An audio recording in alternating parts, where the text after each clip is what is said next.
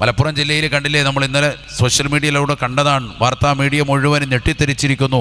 14 വയസ്സുള്ളൊരു പെൺകുട്ടിയെ 16-കാരൻ കൊലപ്പെടുത്തി, കഴുത്ത് നെരിച്ച് കൊന്നിരിക്കാൻ ബലാത്സംഗം കഴിഞ്ഞതിന് ശേഷം. അള്ളാഹു നമ്മളെ കാക്കുമാറാവട്ടെ. എവിടെയാണ് ലോകം എത്തിയിരിക്കുന്നത്? അമേരിക്കയിലല്ല, തൊട്ടടുത്ത ജില്ലയിലെ കഥയെ പോയി പറഞ്ഞുകൊണ്ടിരിക്കുന്നു. അള്ളാഹു നമ്മളെ കാത്തു സംരക്ഷിക്കുമാറാവട്ടെ. എന്നിട്ടൊരു കുറ്റിക്കാട്ടിൽ കൊണ്ടുവന്ന് ഉപേക്ഷിച്ചിരിക്കുകയാണ്. ആ കുട്ടിയുടെ മാതാപിതാക്കളുടെ സ്ഥാനത്ത് നമ്മളൊന്ന് സങ്കല്പിച്ച്, നമ്മുടെ മക്കളാണ് അങ്ങനെ ഒരവസ്ഥ. നേരം വെളുക്കുമ്പോൾ കുട്ടികളെ ഇന്ന സൈഡിൽ കടന്ന് കിട്ടുകയാണ്, ഒരു തെരുവിൽ കടന്ന് കിട്ടുന്നു, ഒരു ഓടയിൽ കടന്ന് കിട്ടുന്നു, ആരൊരു തിരിഞ്ഞു നോക്കാത്ത ഒരു കുറ്റിക്കാട്ടിൽ നമ്മുടെ കുട്ടികളുടെ ശവശരീരം കിട്ടുന്നു എന്ന് പറയുമ്പോൾ നമ്മുടെ അവസ്ഥയൊന്ന് ആലോചിച്ചു. ബോഡി കിട്ടുക മാത്രമല്ല, ആ കുട്ടിയെക്കുറിച്ച് ലോകം മുഴുവൻ ചർച്ച ചെയ്യാൻ. ആ കുട്ടി ഇങ്ങനെ പീഡിപ്പിക്കപ്പെട്ടു എന്ന് പറയുന്നത് കൂടി കേൾക്കുമ്പോൾ ഉണ്ടാകുന്ന മാനസികമാകുന്ന വിഷമം, ആ പ്രിയപ്പെട്ട പിതാവിൻ്റെ മാതാവിൻ്റെ വിഷമം ഒന്ന് ആലോചിച്ച് നോക്കും. അള്ളാഹുർക്ക് സമാധാനം കൊടുക്കുമാറാവട്ടെ, ഖൈറായ പകരക്കാരെ കൊടുക്കട്ടെ. മാതാപിതാക്കൾ വളരെ ശ്രദ്ധിക്കണം. ഇന്നത്തെ കാലം അങ്ങനെയാണ്. നമ്മുടെ മക്കൾ 8ാം ക്ലാസ്സിൽ പഠിക്കുന്ന കോട്ടക്കൽ സ്വദേശിനിയാകുന്ന ഒരു പെൺകുട്ടി 2 കൊല്ലം കഴിഞ്ഞിട്ടില്ല, പരസ്യമായി വന്നിട്ട് പറഞ്ഞതാണ്, സോഷ്യൽ മീഡിയയിൽ MDMAയുടെ കാരിയറായിരുന്നു ഞാൻ എന്ന് പരസ്യമായി പറഞ്ഞതാണ്. നമ്മുടെ കൗമിൽപ്പെട്ട കുട്ടിയാണ്. നമ്മുടെ മക്കളെ നല്ലതുപോലെ ശ്രദ്ധിക്കണം. എവിടെ വെച്ചാണ് പിഴച്ചു പോകുന്നത്, ഏത് രീതിയിലാണെന്ന് പറയാൻ പറ്റുന്നില്ല. എന്തിനാണ് നീ അവനെ കൊന്നത് എന്ന് പോലീസുകാർ 16-കാരനോട് ചോദിച്ചപ്പോൾ അവൻ കൊടുത്ത മറുപടി, എന്നെ മാത്രമല്ല അവൾ മറ്റുള്ളവരെയും പ്രേമിച്ചിരുന്നു, അവളുടെ ചാറ്റ് ഞാൻ കണ്ടു, അതുകൊണ്ടാണ് കൊന്നുകളഞ്ഞതെന്നാണ്. ഇതവൻ പരസ്യമായിട്ട് പറയുകയാണ്. എവിടെയാണ് ലോകം എത്തിയിരിക്കുന്നതെന്ന് ആലോചിച്ച് നോക്ക് നിങ്ങൾ. പ്രണയ നൈരാശ്യമുണ്ടാകുമ്പോൾ, ഇഷ്ടമല്ല എന്ന് പറയുമ്പോൾ തന്നെ ആളുകൾ കൊല്ലുന്ന ഒരു കാലഘട്ടം. നിന്നെ ഇഷ്ടമല്ല എന്നൊരു പെണ്ണ് മുഖത്ത് നോക്കി പറഞ്ഞാൽ ആ പെണ്ണിൻ്റെ മുഖത്ത് ആസിഡൊഴിച്ച് കൊല്ലാൻ വേണ്ടി വെമ്പുന്ന കാലഘട്ടം. എവിടെയാണ് നമ്മുടെ കൗമെത്തിയിരിക്കുന്നത്? വളരെ ഭീതിതമായ ലോകം. മറ്റ് സംസ്ഥാനങ്ങളിലല്ല, നമ്മുടെ രാജ്യത്ത്, നമ്മുടെ തൊട്ടടുത്ത്, നമ്മുടെ ജില്ലകളിൽ അരങ്ങേറിക്കൊണ്ടിരിക്കുന്ന വസ്തുതയാണിത്. അതുകൊണ്ട് നല്ലതോ ജീവിതം നയിക്കാൻ നല്ലതുപോലെ ശ്രദ്ധിക്കാൻ. നല്ല മാസങ്ങൾ നമ്മുടെ മുന്നിൽ വരുന്നു. നല്ലതുപോലെ തൗബ ചെയ്യാൻ, ഇസ്തിഗ്ഫാറിലൂടെ പുണ്യമായ റമദാനിനെ വരവേൽക്കാൻ അല്ലാഹു തൗഫീഖ് നൽകട്ടെ. എന്തെങ്കിലും പ്രയാസങ്ങൾ, ബുദ്ധിമുട്ടുകൾ വരുമ്പോൾ ഹൃദയത്തെ ബുദ്ധിമുട്ടിക്കല്ലേ, മാനസികമായി തകർന്നു പോകരുതേ. ഹസ്ബുനല്ലാഹു വനിഅമൽ വകീൽ, ഹസ്ബുനല്ലാഹു വനിഅമൽ വകീൽ. അല്ലാഹ് മതി എനിക്ക്, ഏറ്റവും പരമേൽപ്പിക്കാൻ ബന്ധപ്പെട്ടവൻ അള്ളാഹുവാണ്. ഈ മനോഹരമാകുന്ന ദിക്ർ ചൊല്ലി ഹൃദയത്തെ പരിപൂർണമായി അള്ളാഹുവിലേക്ക് ബന്ധിപ്പിക്കണേ. എന്ന് വിഷമം വന്നാലും പ്രയാസം വന്നാലും അള്ളാഹുവിലേക്ക് പരിപൂർണമായി ഹൃദയം ബന്ധിപ്പിക്കുന്നുണ്ടോ, അവർക്ക് തീർച്ചയായും അള്ളാഹു സമാധാനം നൽകുമേ എന്ന് നബിയുനാ റസൂലുള്ളാഹി സ്വല്ലല്ലാഹു അലൈഹി വസല്ലം. നബിതങ്ങൾ തളർന്നില്ല, അള്ളാഹുവിലേക്ക് മനസ്സിനെ ബന്ധിപ്പിച്ചു. റജബ് 27 ഒരു സുദിനം എളാമയുടെ വീട്ടിൽ കിടന്നുറങ്ങുമ്പോൾ ജിബ്രീൽ അലൈഹിസ്സലാം വന്നിട്ട് പറഞ്ഞു, ഖും നബിയെ, തങ്ങൾ എഴുന്നേൽക്കണം. വതുഫ് ബിൽ ബൈത്തി സബഅ, പരിശുദ്ധമായ കഅബ 7 പ്രാവശ്യം തവാഫ് ചെയ്യണം. ഒരുപാട് സംഭവങ്ങൾ പറയേണ്ടതുണ്ട്, ഞാൻ ചുരുക്കി പറയുന്നു.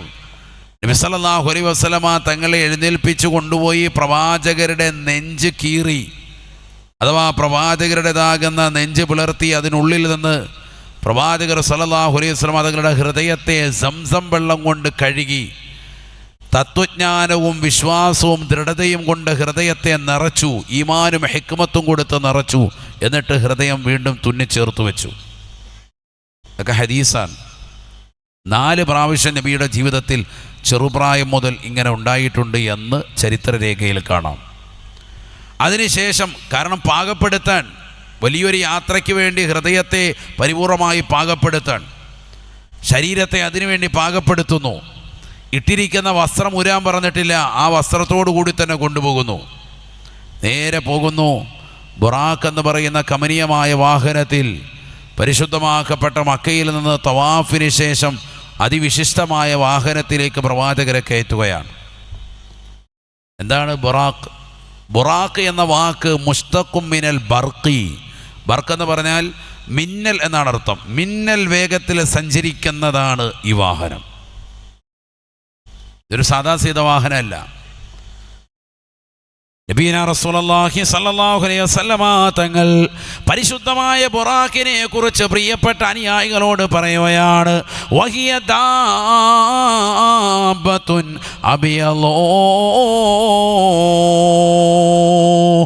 വെളുത്ത നിറത്തിനാലുള്ള മൃഗമാണ്, മൃഗമാൻ.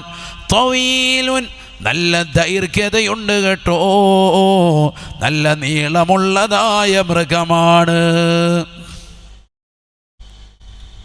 ഫൗഖൽ ഹിമാരി വദൂനൽ ബഗലി, കഴുതയേക്കാൾ അല്പം ഉയർച്ചയുണ്ട്, എന്നാൽ കോവർ കഴുതയേക്കാൾ അല്പം താഴ്ചയുണ്ട്. ഹബീബായ റസൂലുള്ളാഹി സ്വല്ലല്ലാഹു അലൈഹി വസല്ലമ തങ്ങൾ ഓർമ്മപ്പെടുത്തുകയാണ്, കഴുതയേക്കാൾ അല്പം പൊക്കമുണ്ട്, എന്നാൽ കോവർ കഴുതയുടെ അത്ര തന്നെ പൊക്കമില്ല, അല്പം താഴ്ചയാണ്, താഴ്ചയാൻ. നല്ല വെളുത്ത നിറത്തിനാലുള്ള മൃഗമാണ്, നീളമുള്ളതായ മൃഗമാണ്. യളഉ ഹാഫിറഹു ഇൻദ മുൻതഹാ ത്വർഫിഹി,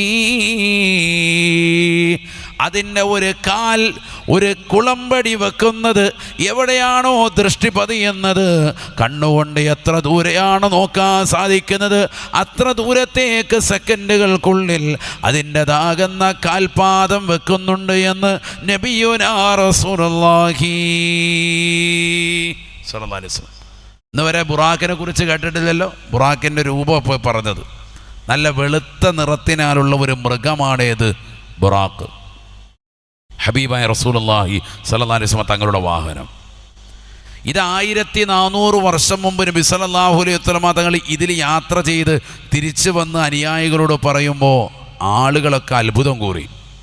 സ്വാഭാവികമല്ലേ? കാരണം അന്ന് അത്തരത്തിലുള്ളൊരു വാഹനത്തെ പറ്റി കേട്ടിട്ടില്ല, മനസ്സിലാക്കിയിട്ടില്ല, ഒന്നുമില്ല. ഇന്നിപ്പോൾ നമ്മൾ 1400 വർഷങ്ങൾക്ക് ഇപ്പുറം വസിക്കുകയാണ്. നമ്മളെ സംബന്ധിച്ചിടത്തോളം ഇത് പറയുമ്പോൾ നല്ല സ്പീഡിൽ പോകുന്ന പല വാഹനങ്ങളിലും നമ്മൾ സഞ്ചരിച്ചവരാണ്. സഞ്ചരിച്ചിട്ടില്ലേ? 165 വർഷം മുമ്പാണ് ആദ്യമായി കേരളത്തിൽ പാസഞ്ചർ ട്രെയിൻ വരുന്നത്. എത്ര വർഷം മുമ്പ്? 165 വർഷം. അതിനു മുമ്പ് ട്രെയിൻ സംവിധാനം ഇല്ല. അതാദ്യമായി അങ്ങനെ ഒരു ട്രെയിൻ ഷൊർണൂരിൽ വന്ന് അതിൻ്റെ എൻജിൻ മാത്രം ഇങ്ങനെ ഓടിച്ചു പോയപ്പോൾ അത് കണ്ടതാകുന്ന പൊന്നാനിക്കാരനായ ഒരു മനുഷ്യൻ ചെന്ന് നാട്ടിൽ മുഴുവനും പാട്ടാക്കി. ആളുകൾ പറഞ്ഞു ഇവർ തലയ്ക്ക് സുഖമില്ല. കാരണം റെയിലിലൂടെ ഇങ്ങനെ പാളത്തിലൂടെ ഓടുന്നതാകുന്ന ഒരു തീവണ്ടിയെക്കുറിച്ച് എന്താണ് മനസ്സിലാകുന്നില്ല, അതിൻ്റെ പേരെന്താണെന്നറിയുന്നില്ല. ഇങ്ങനെ ഒരു സാധനത്തെക്കുറിച്ച് ആദ്യമായി പറയാൻ 165 വർഷങ്ങൾക്ക് മുമ്പുള്ള കാര്യം പറയുന്നത്, ഒരുപാട് വർഷങ്ങൾക്ക് മുമ്പൊന്നുമല്ല. എന്ന് പറഞ്ഞാൽ നമ്മുടെ ഒരു 3 ഉപ്പാപ്പമാരുടെ തലമുറ, വാപ്പ വല്യപ്പ അതിൻ്റെ ഉപ്പ മാക്സിമം പോയാൽ, അല്ലെങ്കിൽ 2 ഉപ്പമാരുടെ തലമുറയ്ക്ക് മുമ്പ് തന്നെ അവിശ്വസനീയമായിരുന്നു തീവണ്ടി. തീവണ്ടി പോലും അവിശ്വസനീയം. അപ്പോൾ 1400 വർഷം മുമ്പുള്ള അവസ്ഥ പറയണോ?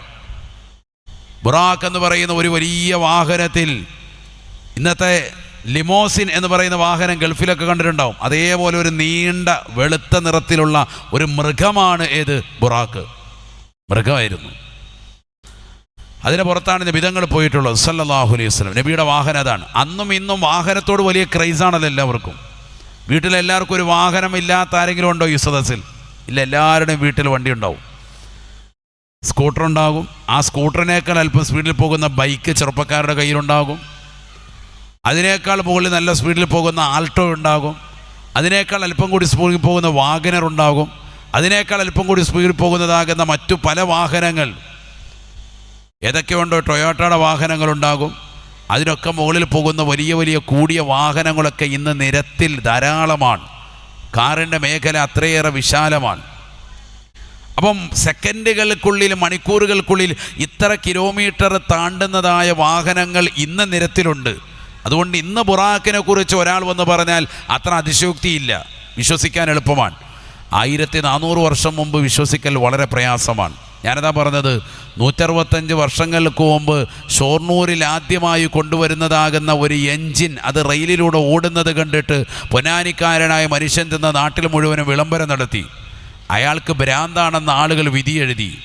അവസാനം അത് സത്യമാണോ എന്ന് അന്വേഷിക്കാൻ വേണ്ടി മഹല്ലിലെ ഖാദിയായിരുന്ന വെളിയങ്കോട് ഉമർ ഖാദി റളിയല്ലാഹു അൻഹു യാത്ര ചെയ്ത് ഷൊർണൂർ വരെ വന്നുകൊണ്ട് ആ വണ്ടി കണ്ടിട്ട് അദ്ദേഹം എഴുതിയ പാട്ടാണ് തീവണ്ടി പാട്ട് എന്ന് പറയുന്നതാകുന്ന ആദ്യത്തെ തീവണ്ടി ബൈത്ത് എന്നറിയപ്പെടുന്ന ഒരു മനോഹരമായ 2 വരി കവിത അദ്ദേഹം ചൊല്ലി. അദ്ദേഹം അത് വാസ്തവമാണെന്ന് അദ്ദേഹം വന്ന് മഹലിൽ വന്ന് പറയുന്നതോട് കൂടിയിട്ടാണ് ആളുകളൊക്കെ കുറിച്ച് അതിനെക്കുറിച്ച് വിശ്വസിക്കുന്നത് തന്നെ. പിന്നീട് ആളുകൾ വന്ന് ധാരാളം ആളുകൾ കണ്ടു തുടങ്ങി. 165 വർഷങ്ങൾക്ക് മുമ്പാണ് ട്രെയിൻ ആദ്യമായി ഓടുന്നത്. ഒരു പാസഞ്ചർ ട്രെയിൻ ആദ്യമായി ഓടുകയാണ്. ബേപ്പൂരിൽ നിന്നാണ് ഓട്ടം തുടങ്ങുന്നത്. ചെറിയ ഓട്ടമാണ്.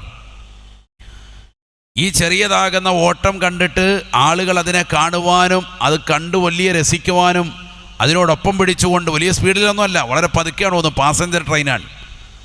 ആളുകൾ വലിയ അത്ഭുതം കൂറിയിരുന്നു. 165 വർഷങ്ങൾക്ക് മുമ്പ് നമ്മുടെ നാടിൻ്റെ അവസ്ഥയാണ് ഇപ്പോൾ ഈ പറയുന്നത്. ഇപ്പം നമ്മൾ വലിയ ഊറ്റം കൊള്ളുമല്ലോ. ഇപ്പോൾ നമ്മൾ ഭയങ്കര ആൾക്കാരായി. വലിയ കൂടിയ വാഹനത്തിലൊക്കെ മക്കൾ ചീറിപ്പാഞ്ഞു പോകുന്നു. 165 വർഷം മുമ്പ് വല്യപ്പ ഇങ്ങനെ കണ്ടു അത്ഭുതപ്പെട്ടു എന്ന് കേൾക്കുമ്പോൾ നമുക്കിപ്പോൾ വലിയ കുറച്ചിലായിട്ട് തോന്നുന്നുണ്ടെങ്കിൽ മനസ്സിലായിക്കോ, ഇനി ഇതിനേക്കാൾ വലുത് വരാനിരിക്കുന്നു എന്നുള്ളത്. അള്ളാഹു മനസ്സിലാക്കാൻ തൗഫീക്ക് തരട്ടെ. ഇന്നിപ്പോൾ ബുള്ളറ്റ് ട്രെയിനിൻ്റെ കാലഘട്ടമാണ്. ബുള്ളറ്റ് ട്രെയിൻ നമ്മുടെ കേരളത്തിൽ നിന്ന് ഏറ്റവും കൂടുതൽ ഓടുന്ന ഏറ്റവും വലിയ സ്പീഡുള്ള വണ്ടി ഏതാ? തീവണ്ടി ഏതാ? വന്ദേ ഭാരത്. ഏതാണ് വന്ദേ ഭാരത്? മണിക്കൂറിൽ 180 കിലോമീറ്ററാണ് അതിൻ്റെ സ്പീഡുള്ളത്. നിങ്ങൾക്ക് മനസ്സിലാകുന്നുണ്ടോ? ഞാൻ പറയുന്നത് തിരിയുന്നുണ്ടോ? എക്കോ ഇങ്ങനെ ഒരുപാട് അടിക്കുന്നുള്ളതാണ് ഞാൻ കറക്റ്റായിട്ട് നിർത്തി പറഞ്ഞു പോകുന്നത്. അള്ളാഹു നമ്മളെ സാലിഹ്യങ്ങൾ ചേർക്കട്ടെ. എക്കോ അടിക്കുന്ന മതിൽ ആ ഭാഗത്തായതുകൊണ്ട് ഇവിടുന്ന് ശബ്ദം അങ്ങോട്ട് ചെന്ന് അടിച്ചിട്ട് റിട്ടേൺ അടിക്കും. അതുകൊണ്ടാണ് ഇങ്ങനെ ഈ ശബ്ദം, വേറെ ഒന്നും കൊണ്ടല്ല. അതുകൊണ്ട് നിങ്ങൾ നല്ലപോലെ ശ്രദ്ധിച്ചിരുന്നാൽ മതി. അള്ളാഹു നാഫിയായാലും നൽകുമാറാവട്ടെ. 180 കിലോമീറ്ററാണ് ഒരു മണിക്കൂറിൽ സഞ്ചരിക്കുക. ഏത്? വന്ദേ ഭാരത്. നമ്മുടെ കേരളത്തിൽ നിന്ന് അതാണുള്ളത്. തിരുവനന്തപുരത്ത് നിന്ന് കാസർഗോഡുണ്ട്. 2 ട്രെയിനുണ്ട്. ആലപ്പുഴ വഴിയും കോട്ടയം വഴിയും 2 എണ്ണമാണ് നമ്മുടെ കേരളത്തിലേക്ക് അനുവദിച്ച് കിട്ടിയിട്ടുള്ളത്. ഇത് 150 കിലോമീറ്റർ സ്പീഡിൽ നിലവിൽ സഞ്ചരിക്കുന്നില്ല. അത്രയും സഞ്ചരിക്കാൻ കപ്പാസിറ്റി ഉണ്ട്. അങ്ങനെ സഞ്ചരിക്കുന്നുണ്ട്. ഡൽഹിയിലുമൊക്കെ ഇതേ ട്രെയിൻ വന്ദേ ഭാരത്. നമ്മുടെ കേരളത്തിൽ സഞ്ചരിച്ചാൽ പണിയാണ്. പാലമൊന്നും അതിന് പറ്റുന്നതല്ല. ഇവിടെ മാക്സിമം ഒരു 145, 150, 160 കഷ്ടിച്ചെത്തിക്കും. അതിനപ്പുറത്തേക്ക് നിലവിൽ പോയിട്ടില്ല. ഇനി പതുക്കെ പാളമൊക്കെ റെഡിയാക്കിയിട്ടേ പോവുള്ളൂ. ഇതാണ് നമ്മുടെ നാട്ടിലെ ഏറ്റവും വലിയ സ്പീഡുള്ളത്. എല്ലാവരും ഇപ്പോൾ അതിനകത്തൊന്ന് ടിക്കറ്റ് എടുത്ത് ഒന്ന് കയറിയ അതിനകത്ത് നിന്നുകൊണ്ട് റീല് ചെയ്യുന്ന കൗമാണ് നമ്മൾ. അതിനകത്ത് കയറിയ എന്താ പരിപാടി? ആദ്യം സീറ്റ് അങ്ങോട്ട് കറക്കും ഇങ്ങോട്ട് കറക്കും, ഫുള്ള് കറക്കിയിട്ട് ഫുൾ ലൈവ് ചെയ്ത് വിടുകയാണ്. ഞാൻ വന്ദേ ഭാരതിൽ കയറിയെന്ന് പറഞ്ഞ് നിൽക്കുന്ന ആൾക്കാരാണ് നമ്മൾ. എന്ന് പറഞ്ഞാൽ നമ്മൾ അവിടെ എത്തിയിട്ടേ ഉള്ളൂ. നമ്മൾ ഇനിയും പല ട്രെയിനുകൾ കാണാൻ കിടക്കുന്നു. ചൈനയിൽ നമ്മളിപ്പോൾ വസിക്കുന്ന 2026 തന്നെ ചൈനയിൽ ബുള്ളറ്റ് ട്രെയിനുകൾ ഇപ്പോഴുണ്ട്. എന്താണ് ആ ബുള്ളറ്റ് ട്രെയിനിൻ്റെ പ്രത്യേകത? മണിക്കൂറിൽ 450 കിലോമീറ്റർ സഞ്ചരിക്കും. എന്ന് പറഞ്ഞാൽ തിരുവനന്തപുരം ടു കാസർഗോഡ് സഞ്ചരിക്കുവാൻ 500 കിലോമീറ്റർ ആണെങ്കിൽ 1.5 മണിക്കൂർ കൊണ്ട് സംഭവം എത്തിയിട്ടുണ്ടാവും. ഇവിടുന്ന് കയറിയിരുന്ന് 1.5 മണിക്കൂർ കൊണ്ട്, ഇപ്പോൾ 10:15 ഒരു 11:15 ആകുമ്പോൾ സംഭവം എടുത്തിട്ടുണ്ടാവും. തിരുവനന്തപുരത്തുനിന്ന് കാസർഗോഡ് എത്തിയിട്ടുണ്ടാവും. വളരെ സെക്കൻഡിനുള്ളിൽ. അത്ര ഫാസ്റ്റിലാണ് ആ ട്രെയിൻ പോയിക്കൊണ്ടിരിക്കുന്നത്. അതൊക്കെ നമ്മുടെ നാട്ടിൽ വരുന്നതിന് മുമ്പ് നമ്മളൊക്കെ മയ്യത്താവും, ഉറപ്പാണ്. അള്ളാഹു നമ്മളെ സാലിഹ്യങ്ങൾ ചേർക്കുമാറാവട്ടെ. അത് കണ്ടിട്ട് മരിക്കാമെന്ന് ആരും വ്യാമോഹിക്കേണ്ട. കാരണം അതൊക്കെ ഇനി ഒരു കാലത്ത് വരുവുള്ളൂ. അതിനുള്ള പാളവും വിഷയങ്ങളും ഒക്കെ ആയി വരണം. കാറ്റ് പോകുന്നത് പോലെ പോകുന്ന ട്രെയിനുകളാണ്. ഇതാണ് ട്രെയിനിൻ്റെ വേഗത. ഇനി ഏറ്റവും വലിയതാകുന്ന സ്പീഡിലേക്ക് ഇന്ന് ലോകത്ത് ഏറ്റവും വലിയ സ്പീഡിൽ ഓടുന്ന ഫ്ലൈറ്റ് 3500 കിലോമീറ്റർ സ്പീഡിൽ ഓടുന്നതാകുന്ന ഫ്ലൈറ്റാണ് നിലവിലുള്ളൂ. ഏറ്റവും വലിയ ഫ്ലൈറ്റ് നിങ്ങൾ ഗൂഗിളിൽ സെർച്ച് ചെയ്ത് നോക്കിക്കോളി. 1 മണിക്കൂർ കൊണ്ട് 3500 കിലോമീറ്റർ സഞ്ചരിച്ച് കഴിയും. അങ്ങനത്തേതാകുന്ന ഫ്ലൈറ്റുകൾ വരെ ഇന്ന് ലോകത്തുണ്ട് എന്നർത്ഥം. അള്ളാഹു മനസ്സിലാക്കാൻ തൗഫീഖ് തരട്ടെ. അത്ര സ്പീഡിൽ സഞ്ചരിക്കുന്ന ഫ്ലൈറ്റുകൾ. ഇത് മനുഷ്യൻ്റെ കണ്ടുപിടുത്തമാണ് എങ്കിൽ അള്ളാഹുവിൻ്റെ നിർമ്മിതി ഇതിനപ്പുറം വേണ്ടേ? മനുഷ്യനിനി എത്ര കാലങ്ങൾ കഴിഞ്ഞു വന്നാലും ഇത്ര സ്പീഡിൽ രാത്രിയിൽ നിന്ന് കുറഞ്ഞ സമയം കൊണ്ട് പല സ്ഥലങ്ങളിലും പോയിട്ടുള്ളതാണ്. എവിടെയൊക്കെയാണ് പോയത്? മക്കയിൽ നിന്നും വരെ ബൈത്തുൽ മുഖദ്ദസിൽ മാത്രമല്ല. അങ്ങനെ ചിലർ മനസ്സിലാക്കി. അങ്ങനെയല്ല, ഹദീസിലുണ്ട്. ആദ്യം പോകുന്ന ഇവിടുന്ന് വീട്ടിൽ നിന്ന് എഴുന്നേൽപ്പിച്ച് പോയി കാബ തവാഫ് ചെയ്തു. അതിനു മുമ്പ് ഓപ്പറേഷൻ കഴിഞ്ഞിട്ടുണ്ട്. ഇവിടെ ഓപ്പറേഷൻ സക്സസ്സായി വിജയിച്ചിട്ടുണ്ട്. നെഞ്ച് കീറി ഹൃദയം പുറത്തെടുത്ത് സംസം വെള്ളം കൊണ്ട് മലക്കുകൾ കഴുകി അതിൽ തത്വജ്ഞാനവും ഹിക്മത്തും ഒക്കെ നിറച്ച്, വിജ്ഞാനം നിറച്ച്, ഈമാനം നിറച്ചിട്ട് തിരിച്ചു വെച്ചു കൊടുത്ത് വീണ്ടും ഓപ്പറേഷൻ പൂർത്തീകരിച്ച്, എന്നിട്ട് ആളെവിടെ നിന്ന് കൊണ്ടുപോകാൻ നേരെ പരിശുദ്ധമായ കാബ തവാഫ് ചെയ്യാൻ പറഞ്ഞു. 7 വട്ടം തവാഫ് കഴിഞ്ഞു. അവിടെ നിന്ന് നേരെ കൊണ്ടുപോകുന്നു പരിശുദ്ധമാക്കപ്പെട്ടതായ മദീനയിലേക്കാണ് ആദ്യം പോകുന്നത്. മക്കയിൽ നിന്ന് മദീനയിലേക്ക് 450 കിലോമീറ്ററാണ്. ഇന്ന് ബസ്സിൽ സഞ്ചരിച്ചാൽ 8 മണിക്കൂർ ഏറ്റവും കുറഞ്ഞതെടുക്കും. ഉംറയ്ക്കൊക്കെ പോയിട്ടുള്ളവർക്കറിയാം 8 മണിക്കൂർ ഏറ്റവും കുറഞ്ഞതാണ്. പോരാ ഇനി 6-7 മണിക്കൂർ എന്തായാലും ഉണ്ടാവും ബസ്സിൽ സഞ്ചരിച്ചാൽ. കാറിലാണ് പോകുന്നെങ്കിൽ ഒരു 3-4 മണിക്കൂർ ഉറപ്പായിട്ടും എടുക്കും. 450 കിലോമീറ്റർ നല്ല വഴി സൗകര്യമാണ് ഇന്ന്. അന്നിതൊന്നുമില്ല, അന്ന് മരുഭൂമിയാണ്. മരുഭൂമിയിലൂടെയുള്ള യാത്രയാണ്. സെക്കൻഡുകൾക്കുള്ളിൽ മദീനയിലെത്തി. നബി തങ്ങളോട് പറഞ്ഞു, അള്ളാഹുവിന് വേണ്ടി നമസ്കാരം നിർവഹിച്ചു. ആ നിസ്കാരത്തിൻ്റെ രൂപമൊന്നും നബി തങ്ങൾ പറഞ്ഞിട്ടില്ല സല്ലല്ലാഹു അലൈഹി വസല്ലം. കാരണം നിസ്കാരം ശേഷമാണ് ഈ ഉമ്മത്തിന് ഫർളാകുന്നത്. അതിനു മുമ്പ് ഒരു സാഷ്ടാംഗം ചെയ്യലായിരിക്കാം അതുകൊണ്ടുള്ള വിവക്ഷ എന്ന് നമുക്ക് അനുമാനിക്കാം. മുൻകഴിഞ്ഞു പോയ എല്ലാ അമ്പിയാക്കൾക്കും നിസ്കാരമുണ്ടായിരുന്നല്ലോ. അതേപോലെ ഒരു നമസ്കാരം മദീനയിൽ നബി സല്ലല്ലാഹു അലൈഹി വസല്ലം തങ്ങൾ നമസ്കരിച്ചു എന്ന് ഹദീസിൽ തന്നെയുണ്ട്. അതിനുശേഷം നബി സല്ലല്ലാഹു അലൈഹി വസല്ലം തങ്ങളോട് പറഞ്ഞു, ഈ സ്ഥലത്തേക്കാണ് നിങ്ങൾ അടുത്ത വർഷം ഹിജറ ചെയ്തു വരിക. നാട്ടുകാരുടെ മുഴുവൻ ശല്യം സഹിക്കവയ്യാതെ നബി സല്ലല്ലാഹു അലൈഹി വസല്ലം തങ്ങൾ 53-ാമത്തെ വയസ്സിൽ മക്കയിൽ നിന്ന് മദീനയിലേക്ക് ഹിജറ വന്നല്ലോ. ആ ഹിജറ ഉണ്ടാവുന്നത് അടുത്ത വർഷമുണ്ടാകും. ഈ മദീനയിലേക്കാണ് നിങ്ങൾ വരിക. ഹാദിഹി ത്വയ്ബ, ഇതാണ് പരിശുദ്ധമായ ത്വയ്ബ, പവിത്രമായ പുണ്യമായ ഭൂമിയാണിതെന്ന് ജിബ്രീൽ എന്നോട് പറഞ്ഞു വന്ന് ഹബീബ് മുഹമ്മദ് റസൂലുള്ളാഹി സ്വല്ലല്ലാഹു അലൈഹി വസല്ലം. പിന്നെ അവിടുന്ന് പ്രവാചകർ പോകുന്ന അടുത്ത യാത്ര ബുറാഖ് എന്ന വാഹനത്തിൽ വീണ്ടും ഒരു യാത്ര തിരിക്കുന്നു. രാത്രിയാണെന്ന് ഓർക്കണം. രാത്രി നമ്മുടെ സംസാരം, നമ്മുടെ ഒരു ഭാഷ പറഞ്ഞാൽ 10 മണിക്ക് ശേഷം നടക്കുന്ന സംഭവം. എളാമയുടെ വീട്ടിൽ പോയി വിശ്രമിച്ചു കൊണ്ടിരിക്കുന്ന സമയത്ത് എളാമ പോലും അറിയാതെ നബി സല്ലല്ലാഹു അലൈഹി വസല്ലമ തങ്ങളെ വിളിച്ചുകൊണ്ട് പോകാൻ ജിബ്രീൽ അലൈഹിസ്സലാം കൊണ്ടുപോയിട്ട് നടത്തുന്ന പരിപാടി രാവിലെ നേരം വെളുക്കുന്നതിന് മുമ്പ് തിരിച്ച് വീട്ടിലെത്തി എന്നുള്ളതാണ് വസ്തുത. അതിനിടയിൽ നടക്കുന്ന യാത്രകളാണ് ഇതൊക്കെ. അവിടുന്ന് നേരെ പോകുന്നു ഈജിപ്തിൻ്റെ മണ്ണിലേക്ക്. ഈജിപ്തിലാണ് തൂരിസീന പർവ്വതമുള്ളത്. മൂസാ നബി അലൈഹിസ്സലാം അള്ളാഹുവുമായി സംസാരിച്ചതാകുന്ന പർവ്വതമാണേത്? തൂരിസീന പർവ്വതം. തൗറാത്ത് ലഭിച്ചത് അവിടുന്നാണ്. ആ പുണ്യ നഗരി നേരിട്ട് കാണാൻ അള്ളാഹു തൗഫീഖ് നസീബാക്കട്ടെ. പോയിട്ടുള്ളവരുണ്ടോ? തൂരിസീന കണ്ടവരെന്ന് കൈയുയർത്തിക്ക്. അള്ളാഹു പോകാൻ തൗഫീഖ് നസീബാക്കട്ടെ. അതൊന്ന് പോകണം. ബഹുമാനപ്പെട്ട മൂസാ നബി അലൈഹിസ്സലാം അള്ളാഹുവിനോട് ചോദിച്ചു, അള്ളാഹുവേ, എനിക്ക് നിന്നെയൊന്ന് കാണണം അല്ലാ, നിന്നെയൊന്ന് ദർശിക്കണേ അല്ലാ. മൂസാ നബി അലൈഹിസ്സലാമിനോട് അള്ളാഹു പറയുകയാണ്, മൂസാ, നിനക്കതിന് സാധിക്കുകയില്ല മൂസാ, നിനക്കതിന് കഴിയുകയില്ല. മൂസാ നബി അലൈഹിസ്സലാം പറഞ്ഞു, അള്ളാഹുവേ, കഴിയുമല്ലാ, നിന്നെ ഒന്ന് കാണാൻ എൻ്റെ മനസ്സ് വല്ലാതെ തുടിക്കുന്നു അല്ലാ. ഈ ലോകത്തിൻ്റെ തമ്പുരാനായ ജഗന്നിയന്താവായ പരിപാലകനാകുന്ന പടച്ചറബിനെ കാണലാണല്ലോ ഏതൊരു സത്യവിശ്വാസിയുടെയും ഏറ്റവും വലിയ ആഗ്രഹം. ആ ആഗ്രഹത്തിൻ്റെ പൂർത്തീകരണത്തിന് വേണ്ടി മൂസാ നബി അലൈഹിസ്സലാം അള്ളാഹുവിനോട് യാചിക്കുകയാണ്. ഒരു മോമിനിൻ്റെ ഏറ്റവും വലിയ ആഗ്രഹം ഏതാ? സ്വർഗം കിട്ടലല്ല. സ്വർഗം കിട്ടിയാൽ അൽഹംദുലില്ലാ. ഏറ്റവും വലിയ ആഗ്രഹം അള്ളാഹുവിനെ കാണലാണ്. അതാണ് സൂഫിയാക്കളുടെ രീതി. അള്ളാഹു തൗഫീഖ് നൽകട്ടെ. അതെന്താ അങ്ങനെ പറയാൻ കാരണം? നമ്മൾ ആരാണ്? അള്ളാഹുവിൻ്റെ സൃഷ്ടിയാണ്. സ്വർഗമോ അള്ളാഹുവിൻ്റെ സൃഷ്ടിയാണ്. സ്വർഗവും നരകമൊക്കെ ആര് സൃഷ്ടിച്ചതാ? അള്ളാഹു സൃഷ്ടിച്ചതാണ്. ഒരു സൃഷ്ടി മറ്റൊരു സൃഷ്ടിയെ കാണാനല്ല ആഗ്രഹിക്കേണ്ടത്. പിന്നെ ആരാ? സൃഷ്ടി എപ്പോഴും ആഗ്രഹിക്കേണ്ടത് സൃഷ്ടാവിനെ കാണാനാണ്. ഇതൊക്കെ സൃഷ്ടിച്ച അള്ളാഹെ ഒന്ന് കാണണ്ടേ? അല്ല വേണ്ടത്. നമ്മളെ സൃഷ്ടിച്ച, നമ്മുടെ മക്കളെ പടച്ച, നമ്മുടെ കുടുംബത്തെ പരിപാലിക്കുന്ന, നമുക്ക് റാസിക്കാകുന്ന അള്ളാഹുവിനെ ഒന്ന് കാണാനാണ് ഏതൊരു മനുഷ്യനും ആഗ്രഹിക്കേണ്ടത്. അതാണല്ലോ ഷാദിലി ബൈത്തിൽ കാണാം, വലാ മഖ്സൂദുഹും ജന്നാതു അദ്നി വലൽ ഹൂറു വലൽ ഖിയാമാ. അള്ളാഹുവിനെ ഇബാദത്തെടുക്കുന്ന യഥാർത്ഥ സച്ചരിതരാകുന്ന അടിമകളില്ലേ, സൂഫിയാക്കളില്ലേ, അവർക്ക് സ്വർഗം ലക്ഷ്യമല്ല. സ്വർഗത്തെ അവർ ആഗ്രഹിക്കുന്നില്ല. സ്വർഗീയ ഹൂറുൽ ഈങ്ങളെ അവർ ആഗ്രഹിക്കുന്നില്ല. സ്വർഗത്തിൽ മനോഹരമാക്കപ്പെട്ട കൊട്ടാരമോ അവരുടെ മനസ്സിൽ ചിന്തയേ ഇല്ല. മറിച്ചവർ ചിന്തിക്കുകയും ആഗ്രഹിക്കുകയും പ്രവർത്തിക്കുകയും ചെയ്യുന്നത് ഇലാഹാകുന്ന അള്ളാഹുവിനെ നേർക്ക് നേരെ ഒന്ന് കാണാനാണ്. കാരണം സ്വർഗം അള്ളാഹുവിൻ്റെ സൃഷ്ടിയാണ്. മനുഷ്യരാകുന്ന നമ്മളും അള്ളാഹുവിൻ്റെ സൃഷ്ടികളാണ്.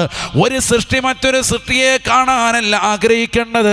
സൃഷ്ടി ആഗ്രഹിക്കേണ്ടത് സൃഷ്ടാവിനെ കാണാനാ. ഇതൊക്കെ പടച്ചതായ അള്ളാഹുവിനെ നേർക്ക് നേരെയൊന്ന് കാണാനൊന്ന് ആഗ്രഹിക്കല. അള്ളാഹുവിൻ്റെ റസൂൽ ആഗ്രഹം അതായിരുന്നു, അമ്പിയാക്കളുടെ ആഗ്രഹം അതായിരുന്നു. അതുകൊണ്ട് തന്നെ മൂസാ നബി അലൈഹിസ്സലാം അള്ളാഹുവിനോട് ചോദിച്ചു, അള്ളാഹുവേ നിന്നെ എനിക്കൊന്ന് കാണിച്ചു തരണേ അല്ലാ, നിന്നെയൊന്ന് എനിക്ക് കാണിച്ചു തരണേ അല്ലാ. അള്ളാഹു പറഞ്ഞു, കഴിയില്ല മൂസാ നബി നിർബന്ധം പിടിക്കുകയാണ്. അള്ളാഹു സുബ്ഹാനഹു വ തആല സമയം കുറിച്ചിട്ടു. തൂരി സീനാ പർവ്വതത്തിൻ്റെ ഭാഗത്തേക്ക് ഇതാ കയറി ചെല്ലുന്നു. ഈ ലോകത്തിൻ്റെ സൃഷ്ടികർത്താവായ ജഗന്നിയന്താവായ പരിപാലകനാകുന്ന പടച്ചറബിൻ്റെ കോടാനു കോടിയിൽ നിന്ന് ഒരു ചെറിയ പ്രകാശം കടന്നു വന്നപ്പോ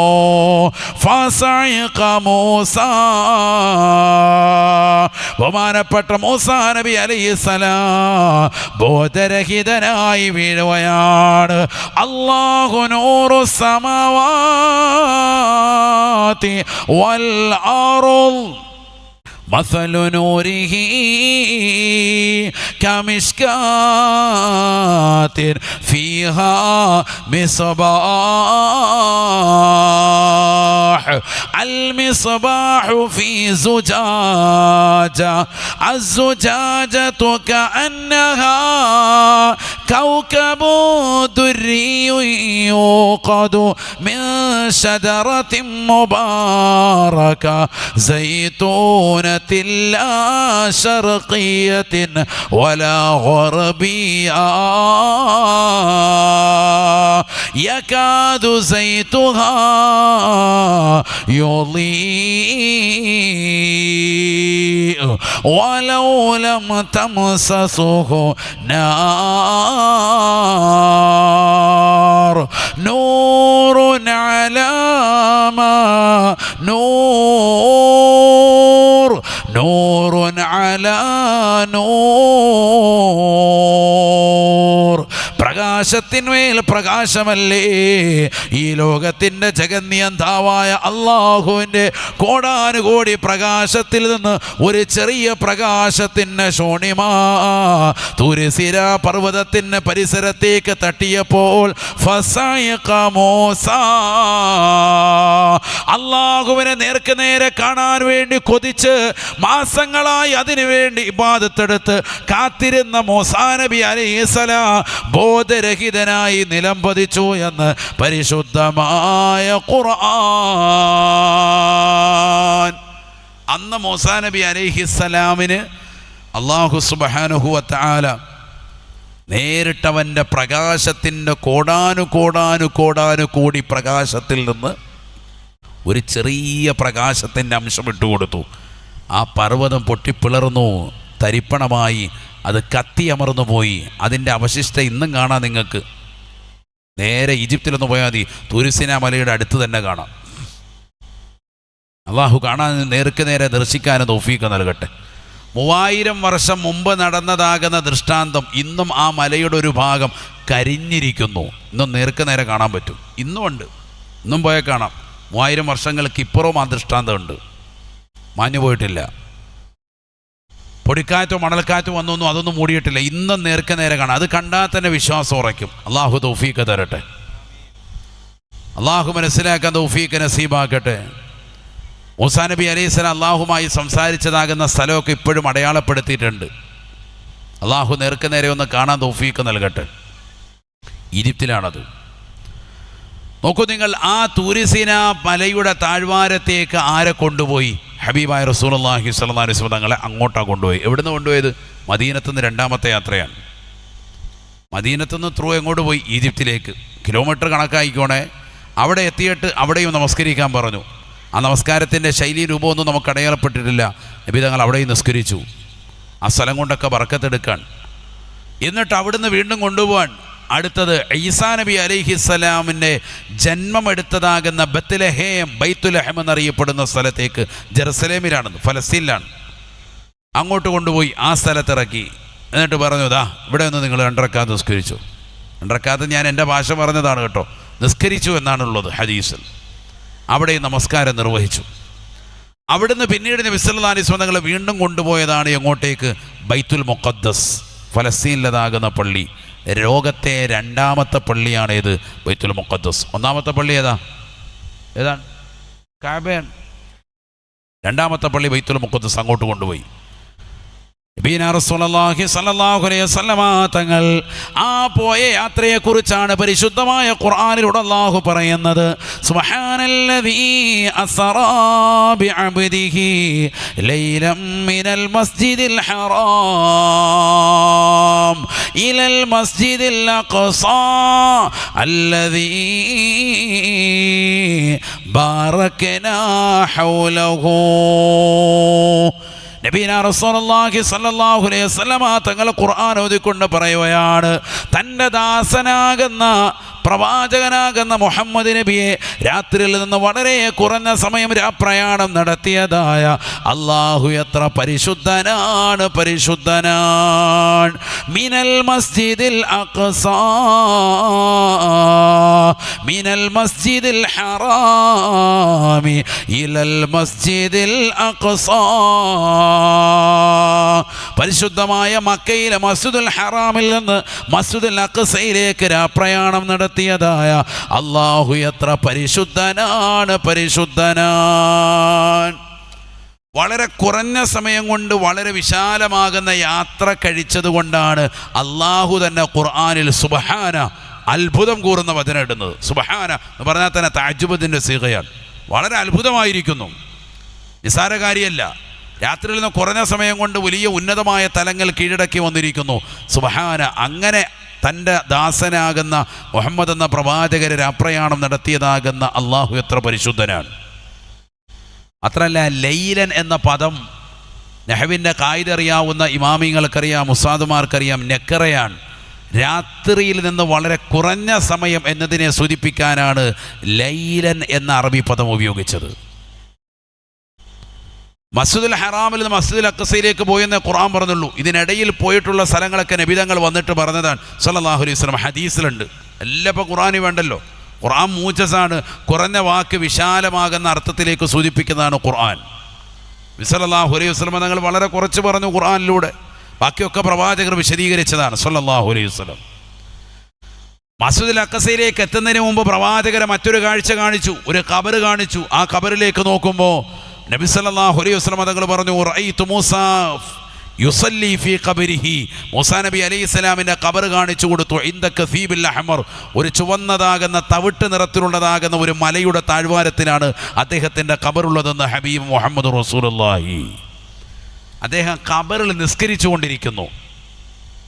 അപ്പോൾ ഈ അംബിയാ മുർസലീങ്ങളൊക്കെ വഫാത്തായി പോയ സാലിഹീങ്ങളൊക്കെ ഖബറിൽ വെറുതെ ഇരിക്കുകയല്ല, അവരൊക്കെ അവിടെ ഓരോ പണിയാണ്.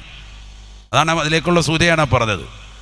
അപ്പോൾ നമ്മൾ തന്നെ ഒന്ന് ചിന്തിച്ച്, 1400 വർഷമായി നബി സല്ലല്ലാഹു അലൈഹി വസല്ലം തങ്ങൾ ഈ ലോകത്തുനിന്ന് പോയിട്ട് വഫാത്തായി. നബി ഇങ്ങനെ ഖബറിൽ 2 കൈയും കെട്ടിയിട്ട് ഇങ്ങനെ കിടക്കുക. ജീവിച്ചിരിപ്പുണ്ടെന്ന് നമുക്ക് എന്തായാലും ഉറപ്പാണ്.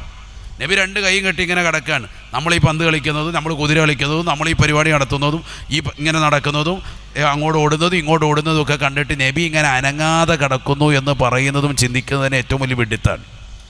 അവർക്കൊക്കെ 100 കൂട്ടം പണിയാണ്, അവരൊക്കെ ആസ്വദിക്കാൻ. അംബിയാ മുർസലീങ്ങളും സാലിഹീങ്ങളും സ്വലാഹുകളൊക്കെ ഖബറിലേക്ക് എത്തുമ്പോൾ, ഖബറിലുള്ള ചോദ്യങ്ങൾ കഴിയുമ്പോൾ പിന്നീട് അവിടെ ആസ്വാദനാണ്. വിവിധ മേഖലകൾ അള്ളാഹു തുറന്നു കൊടുക്കും.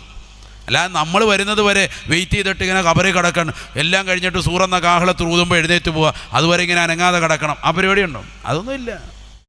ഖബറിൽ വേറെ പരിപാടിയാണ്, അത് വേറൊരു ജീവിതമാണത്. 3000 വർഷം മുമ്പ് മരണപ്പെട്ടു പോയ വ്യക്തിയാണ് ആര്? സയ്യിദുനാ മൂസാ നബി അലൈഹിസ്സലാം. നേരിട്ട് നബിതങ്ങൾ കണ്ടു. നബിതങ്ങൾ പറയുന്നതാണ്, ഹദീസാൻ, റഅയ്തു മൂസാ യുസല്ലി ഫീ ഖബരിഹി ഇൻദ കസീബിൽ അഹ്മർ, ചുവന്നതാകുന്ന തവിട്ട് നിറത്തിലുള്ളതാകുന്ന മലയുടെ താഴ്വാരത്ത് ഒരു ഖബർ ഞാൻ കണ്ടു. അത് മൂസാ നബിയുടെ ഖബറാണ്. അദ്ദേഹം ഖബറിൽ നിസ്കരിക്കുന്നത് ഞാൻ കണ്ടു എന്ന് ഹബീബ് മുഹമ്മദ് റസൂലുള്ളാഹി സ്വല്ലല്ലാഹു അലൈഹി വസല്ലം. അങ്ങനെ പ്രവാചകർ സല്ലല്ലാഹു അലൈഹി വസല്ലം തങ്ങൾ വന്നു, ബൈത്തുൽ മുഖദ്ദസിലെത്തി. ഞാൻ ചുരുക്കുന്നു, നബി സല്ലല്ലാഹു അലൈഹി വസല്ലമ തങ്ങൾ നബി ഒഴിച്ച് ബാക്കിയുള്ള 1,23,999 അംബിയാ മുർസലീങ്ങൾക്കും ഇമാമത്ത് നിന്ന് നിസ്കരിക്കുന്നു. നേരത്തെ ഖബറിൽ നിസ്കരിച്ച് പറഞ്ഞ മൂസാ നബിയും എവിടെ വന്നു? ബൈത്തുൽ മുഖദ്ദസിലെത്തി. സെക്കൻഡിനുള്ളിൽ മനസ്സിലാക്കണം. അവരെല്ലാം ഉണ്ട്. അവർക്കൊക്കെ ഇമാമത്ത് നിന്നുകൊണ്ട് ബൈത്തുൽ മുഖദ്ദസിൽ വെച്ച് പ്രവാചകർ നിസ്കരിച്ചു. ആ നിസ്കാരവും 2 റക്അത്താണോ 1 റക്അത്താണോ, എങ്ങനെയാണ് നിസ്കരിച്ചത്, സുജൂദുണ്ടായിരുന്നോ റുക്കൂ ഉണ്ടായിരുന്നോ ഒന്നും നമുക്കറിയപ്പെട്ടിട്ടില്ല. നിസ്കരിച്ചു എന്നാണ് നബിതങ്ങൾ പറഞ്ഞത്. അത് നമ്മൾ വിശ്വസിച്ചേ പറ്റൂ. എന്താ അങ്ങനെ വിശ്വസിക്കണമെന്ന് പറയാൻ കാരണം, നിസ്കാരം എന്ന് പറയുന്നത് ചിലർ മനസ്സിലാക്കിയതുപോലെ നമുക്ക് മാത്രമുള്ളതല്ല. എല്ലാ അമ്പിയാക്കളും എന്ത് ചെയ്തിട്ടുണ്ട്? നിസ്കരിച്ചിട്ടുണ്ട്. മുൻകഴിഞ്ഞ പോയ അമ്പിയാക്കൾക്കൊക്കെ എന്തുണ്ടായിരുന്നു? നിസ്കാരം ഉണ്ടായിരുന്നു. അതുകൊണ്ടല്ലേ നബി സല്ലല്ലാഹു അലൈഹി വസല്ലമ തങ്ങളുടെ വല്ലുപ്പയാകുന്ന ഇബ്രാഹിം നബിയോട് കഅബ എടുക്കാൻ പറഞ്ഞത്. എന്നിട്ട് ആ ഇബ്രാഹിം നബി ദുആ ചെയ്തത് എന്താ? റബ്ബി ജഅൽനി മുഖീമസ്സലാ വമിൻ ദുർരിയതി. അല്ലാഹുവേ, പടച്ച റബ്ബേ, എന്നെയും എൻ്റെ സന്താന പരമ്പരകളെയും നിസ്കാരമുള്ളവരാക്കണേ അല്ലാ. റബ്ബി ജഅൽനി മുഖീമസ്സലാ, നമസ്കാരം നിലനിർത്തുന്നവരായി എന്നെയും എൻ്റെ സന്താന പരമ്പരകളെയും നീ മാറ്റണേ അല്ലാ. റബ്ബനാ വതഖബ്ബൽ ദുആ. അല്ലാഹുവേ, ഞങ്ങളുടെ പ്രാർത്ഥനകളെ നീ സ്വീകരിക്കണേ നാഥാ, പ്രാർത്ഥനകളെ സ്വീകരിക്കണേ അല്ലാ. അപ്പോൾ അവർക്കൊക്കെ നിസ്കാരമുണ്ട്. നമ്മുടെ നബിക്ക് മാത്രമല്ല, മുൻകഴിഞ്ഞു പോയവർക്കൊക്കെ നിസ്കാരം. പക്ഷെ ആ നിസ്കാരം എങ്ങനെയാണ് അതിൻ്റെ രീതി? സുബഹി ഉണ്ടോ? അല്ലെങ്കിൽ സുബഹിയുടെ സമയത്ത് 2 റക്അത്താണോ? ളുഹറുണ്ടോ? ളുഹറിൻ്റെ സമയത്ത് 4 റക്അത്താണോ? അസർ നമസ്കാരമുണ്ടോ? മഗ്രിബുണ്ടോ? ഇതൊന്നും വെളിവായിട്ടില്ല. നിസ്കാരമുണ്ടായിരുന്നു. ഓരോരുത്തർക്കും അവരവരുടെ ശരീഅത്തനുസരിച്ച് ജീവിച്ചാൽ മതിയല്ലോ. നമുക്ക് മുഹമ്മദ് നബി സല്ലല്ലാഹു അലൈഹി വസല്ലം തങ്ങളുടെ ശരീഅത്താണ്. അതിൽ 5 വഖത്തുണ്ട്. സുബഹിയുടെ സമയത്ത് 2 ഉണ്ട്, ളുഹറിൻ്റെ സമയത്ത് 4, അസറിൻ്റെ സമയത്ത് 4, മഗ്രിബിൻ്റെ സമയത്ത് 3, ഇശാഇൻ്റെ സമയത്ത് 4. ഇങ്ങനെ അത് പഠിച്ചു വെച്ച് അത് അമൽ ചെയ്താൽ മതി. മുൻകഴിഞ്ഞു പോയവർക്ക് നിസ്കാരമുണ്ടെന്നുള്ളത് ഖുർആൻ തന്നെ നമ്മളെ പഠിപ്പിച്ചതാണ്. എല്ലാ അമ്പിയാക്കൾക്കും ഉണ്ട്. അപ്പോൾ അതേപോലെയാണ് നബി സല്ലല്ലാഹു അലൈഹി വസല്ലം തങ്ങൾ അവർക്കൊക്കെ നേതൃത്വമായി നിന്നുകൊണ്ട് നബി തങ്ങൾ നിസ്കരിച്ചു. ഒരുപക്ഷെ സുജൂദ് മാത്രമായിരിക്കാം. ഏതായാലും അവർക്കൊക്കെ ഇമാമത്ത് നിന്നു. ആ ഇമാമത്ത് നിൽക്കൽ ഒരു അംഗീകാരം കൂടിയാണ്. എന്ത്? ഇവരെല്ലാവരെയും പിന്നിലാക്കിയിട്ട് നിൽക്കാൻ. അതാണല്ലോ നേരത്തെ തന്നെ പ്രവാചകർ ഈ ലോകത്തേക്ക് വരുന്നതിന് മുമ്പ് തന്നെ എല്ലാ അമ്പിയാക്കളുടെ റൂഹിനോടും അമ്പിയാക്കളെ മുഴുവനും ഒരുമിച്ച് കൂട്ടിയിട്ട് അവരോട് ചെയ്ത കരാറ് ഖുർആനിലുണ്ട്. എന്താ പറഞ്ഞത്? وَإِذَا أَخَذَ مِيثَاقَ النَّبِيِّينَ لَمَا آتَيْتُكُم مِّن كِتَابٍ وَحِكْمَةٍ ثُمَّ جَاءَكُمْ رَسُولٌ مُصَدِّقٌ لِّمَا مَعَكُمْ لَتُؤْمِنُنَّ بِهِ وَلَتَنصُرُنَّهُ قَالَ أَأَقْرَرْتُمْ وَأَخَذْتُمْ عَلَى ذَلِكُمْ إِصْرِي قالوا أقررنا قال فاشهدوا وأنا معكم من الشاهدين. നബി സല്ലല്ലാഹു അലൈഹി വസല്ലമ തങ്ങൾക്ക് മുമ്പ് ഈ ലോകത്ത് വന്നിട്ടുള്ള സർവ്വ അംബിയാ മുർസലീങ്ങളുടെ റൂഹുകളെ അല്ലാഹു സുബ്ഹാനഹു വ തആല ആലമുൽ അർവാഹ് എന്ന ആദ്യ കാലഘട്ട ജീവിതത്തിൽ അവരുടെ മുഴുവൻ റൂഹിനെ ഒരുമിച്ച് കൂട്ടിക്കൊണ്ട് അംബിയാ മുർസലീങ്ങളുടെ റൂഹിനോട് അല്ലാഹു കരാറിടുകയാണ്. ലമാ ആതൈതുകും മിൻ കിതാബിൻ വ ഹിക്മ ثم جاءكم رسول مصدق لما معكم. അല്ലയോ അമ്പിയാക്കളെ, നിങ്ങൾ ഓരോരുത്തരും നിങ്ങളുടെ പ്രബോധനം നടത്തിക്കൊണ്ട് നിലകൊള്ളുന്ന കാലയളവിൽ എൻ്റെ പ്രവാചകരാകുന്ന ഹബീബായ മുഹമ്മദ് റസൂലുള്ളാഹി സ്വല്ലല്ലാഹു അലൈഹി വസല്ലമ തങ്ങൾ എന്ന പ്രവാചകരെ കടന്നു വന്നാൽ നിങ്ങൾ അദ്ദേഹത്തെ കൊണ്ട് വിശ്വസിക്കുകയും അദ്ദേഹത്തെ ദീനിന് സഹായികളായി നിലകൊള്ളുകയും അദ്ദേഹത്തിൻ്റെ പിന്നിൽ നിങ്ങൾ അണിനിരക്കുകയും ചെയ്യണം. പറയണേ ലതുഉമിനുന്ന ബിഹി വലതൻസുറന്ന, നിങ്ങൾ അദ്ദേഹത്തെ വിശ്വസിച്ചുകൊണ്ട് നിങ്ങളുടെ പ്രബോധനം നിർത്തി അദ്ദേഹമാണ് ഇനിയുള്ള പ്രബോധകനെന്ന് മനസ്സിലാക്കി എൻ്റെ പ്രവാചകരാകുന്ന മുഹമ്മദിൻ്റെ അനുയായികളിലേക്ക് നിങ്ങൾ പിറകിലേക്ക് മാറി നിൽക്കുകയും അദ്ദേഹത്തെ ലീഡർഷിപ്പായി അംഗീകരിക്കുകയും ചെയ്യണേ എന്ന് ഖാലല്ലാഹു അസ്സ വജൽ. അല്ലാഹു സുബ്ഹാനഹു വ തആല ലോകത്തുള്ള സർവ്വ അംബിയാ മുർസലീങ്ങളുടെ കരാർ ചെയ്തപ്പോ ഖാലൂ അഖറർനാ, എല്ലാ അംബിയാ മുർസലീങ്ങളുടെ ആത്മാക്കളും ആ ആലമുൽ അർവാഹ് എന്ന സദസ്സിൽ വെച്ചുകൊണ്ട് പറഞ്ഞു അത്രേ, ഞങ്ങൾ അംഗീകരിച്ചു അല്ലാ, ഞങ്ങൾ സമ്മതിച്ചിരിക്കുന്നു അല്ലാ. ഞങ്ങൾ പ്രബോധനം നടത്തിക്കൊണ്ട് നിലകൊള്ളുന്ന വേളയിൽ മുഹമ്മദ് എന്ന പ്രവാചകർ ഞങ്ങളിലേക്ക് വന്നാൽ ഞങ്ങളുടെ പ്രബോധനം നിർത്തി അദ്ദേഹത്തെ കൊണ്ട് വിശ്വസിച്ച് അദ്ദേഹം പ്രവാചകനാണെന്ന് അംഗീകരിച്ച് അദ്ദേഹത്തിൻ്റെ പിന്നിൽ അണിനിരന്നുകൊള്ളാം. ഇത് പറഞ്ഞ് അംഗീകാരം കൊടുത്തിട്ടാണ് ഇങ്ങോട്ട് എല്ലാവരും വിട്ടിരിക്കുന്നതല്ലേ. ആദം നബി മുതൽ ഈസാ നബി അലൈഹിസ്സലാം വരെയുള്ള മുഴുവൻ ആളുകൾ ഇങ്ങോട്ട് വിട്ടത് അങ്ങനെയാണ്. നിങ്ങൾ പ്രബോധനം നടത്തിക്കൊണ്ടിരിക്കുമ്പോൾ ആര് വന്നാൽ, എൻ്റെ ഹബീബായ മുഹമ്മദ് പ്രവാചകർ വന്നാൽ, അദ്ദേഹം അവസാനത്തെ പ്രവാചകരാണ്, അദ്ദേഹം വന്നാൽ അപ്പം പണി നിർത്തിക്കോണം, അദ്ദേഹത്തിൻ്റെ പിന്നിൽ അണിനിരന്നോണം. ഇതെല്ലാവരും അംഗീകരിച്ച് വിട്ടതാണ്. ആ അംഗീകാര പത്രമാണ് ഇവിടെ കാണുന്നത്.